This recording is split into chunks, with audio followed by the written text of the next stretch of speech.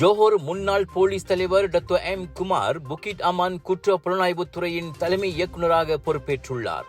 இதன்படி டத்து ஸ்ரீ அமர் சிங்கிற்கு பிறகு தேசிய போலீஸ் படையின் உச்ச பதவிகளில் ஒன்றை வகிக்கும் வாய்ப்பை பெற்ற இந்தியராக டத்து குமார் விளங்குகிறார். இதற்கு முன் அமர் சிங் புக்கிட் அமான் வர்த்தக குற்ற புலனாய்வுத்துறை இயக்குநராக இருந்தார்.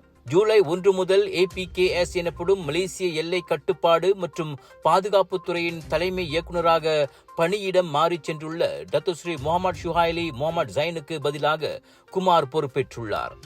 தேசிய போலீஸ் படை தலைவர் டத்து ஸ்ரீ முகமது காலிட் இஸ்மாயில் முன்னிலையில் நேற்று நடைபெற்ற பதவி ஒப்படைப்பு சடங்கில் இடைக்கால CID தலைவர் டத்து ஃபாடில் மர்சூஸிடமிருந்து குமார் பொறுப்பை ஏற்றுக்கொண்டார்.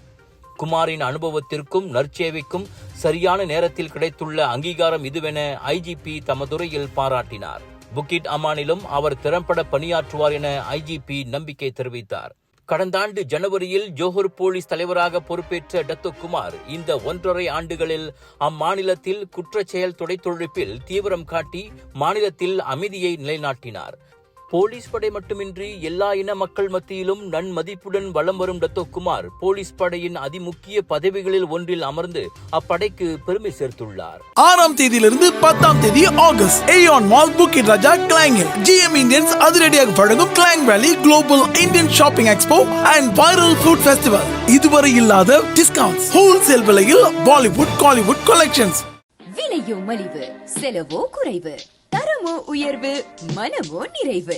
மக்களின் தேர்வு என்ரிகோஸ் முழு ஆடை சத்துள்ள பால்மாவு.